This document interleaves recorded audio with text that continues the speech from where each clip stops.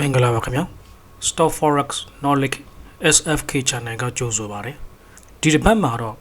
တစ်ခက်မှာတယောက်ပဲပေါ်တဲ့သူလို့ပြောရလောက်အောင်တော်တယ်လို့ပြောစမှတ်ပြရတဲ့ Newton ဆိုတဲ့ဒီသိပ္ပံပညာရှင်ကြီးကိုကြားဖုံးကြမှာပါသူလိုလူတောင်ကျွန်တော်တို့ဒီ risk management ကိုသေချာမလုပ်တဲ့အခါမှာဒီ stock market မှာငွေတွေဆုံးရှုံးခဲ့ရဖူးပါတယ်ဘာကြောင့်ဒီ survey ရ Isaac Newton stock market မှာယင်းနှမြုံနှံထားတဲ့ငွေတွေ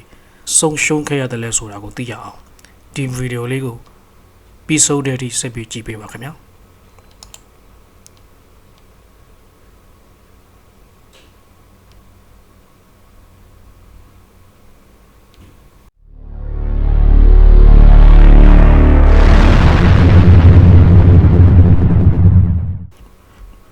ပန်းသီးတွေကြွေကြတာဘာကြောင့်ဘေးတိုက်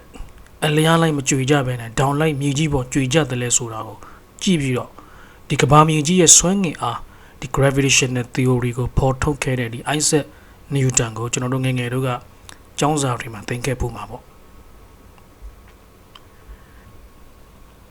1920ခုနှစ်လောက်ကအင်္ဂလန်မှာ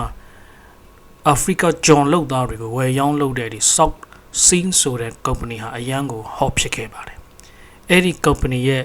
ဒီ stock share တချို့ကိုပိုင်ဆိုင်ခဲ့တဲ့ Newton ဟာဒီအရာဝတ္ထုတွေရဲ့ရွေလျားမှုကိုတိုင်းတာတွက်ချစ်နိုင်ခဲ့ပေမဲ့လူတွေရဲ့လိုချင်တဲ့လောဘကိုမတွက်ချစ်နိုင်ခဲ့တဲ့အတွက်ဒီ South Sea company ရဲ့ stock ဈေးတွေတက်လာတဲ့ချိန်မှာထုံရောင်းအမြတ်ယူပြီးတော့ပေါင်9000လောက်မြတ်နေပြီးမှနောက်တစ်လကြာတဲ့အခါမှာဒီဆရာဈေးတွေအရန်ထိုးတက်နေတော့ထပ်တဲ့အုံးမဲ့ထင်ပြီးတော့အမြင့်ဈေးနဲ့ပြန်ဝယ်လိုက်ပြီးတော့မကြခင်မှာပဲ stock ဈေးတွေထိုးကျခဲ့ပြီး1920ခုနှစ်လောက်ကပေါင်1000ပေါ့နော်ယနေ့ခေတ်ငွေကြီးတန်ဖိုးနဲ့ဆိုရင်ဒေါ်လာ3မီလီယံလောက်ဆုံးရှုံးခဲ့ရပါတယ်နျူတန်ရဲ့ဆုံးရှုံးမှုကိုပြန်ကြည့်ရင်ကျွန်တော်တို့ emotion ကိုမထိန်းနိုင်ပဲသူများတွေမြတ်နေချိန်မှာကိုယ်ပါအမျက်မယူလိုက်ရမှာကြောက်တဲ့စိတ်မြန်းချင်တဲ့လောဘကြောင့်ဖြစ်ခဲ့တာတွေကိုတွေ့ရမှာပါဒီလိုသိပ္ပံပညာမှာထူးချော်တဲ့ပညာရှင်ကြီးဖြစ်တိုင်းငွေကြေးရင်းနှီးမြှုပ်နှံမှုမှာအောင်မြင်မှုရနိုင်တယ်လို့ပြောလို့မဖြစ်ပါဘူး MBA ဘွဲ့ရစီးပွားရေးပညာရှင်ကြီးတွေဟာတန်းပညာဘာမှမရှိတဲ့တထေးတွေစီမှာလစာယူအလုပ်လုပ်နေရတာကိုကြားဖို့တွေ့ဖို့ကြမှာပါ Financial market မှာငွေကြေးရင်းနှီးမြှုပ်နှံမှုလုပ်တော့မယ်ဆိုရင်ပထမဆုံးစဉ်းစားရမှာကကိုယ့်ရဲ့ငွေတွေကိုဘယ်လိုမဆုံးရှုံးအောင်ကာကွယ်ရမလဲပဲဖြစ်ပါတယ် Warren Buffett ရဲ့စီးမြင်တစ်ခုဖြစ်တဲ့ Rule number 1 Never lose your money Rule number 2 Don't forget Rule number 1ဆိုတာလေးကိုအမြဲနှလုံးသွင်းထားဖို့လိုအပ်ပါတယ်ဒီဖြစ်ဖြစ်လေးကိုသင်ခန်းစာယူပြီး Forex တို့ Stock Market တို့မှာ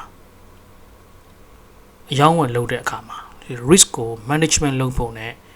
emotion ကိုထိန်းနိုင်ဖို့သေချာလေ့လာသင်ယူကြပါပြီးမှအယောင်းဝယ်လုပ်ကြပါလို့တိုက်တွန်းလိုက်ပါတယ်ကျေးဇူးတင်ပါတယ်ကျွန်တော်တို့ရဲ့ဒီ SFK Stock Forex Knowledge Channel မှာပတ်စင်တင်ဆက်ပေးနေသောအသိပညာဘုဒ္ဓရစရာများကိုလေ့လာကြည့်ရှုနိုင်ဖို့ဒီ channel လေးကို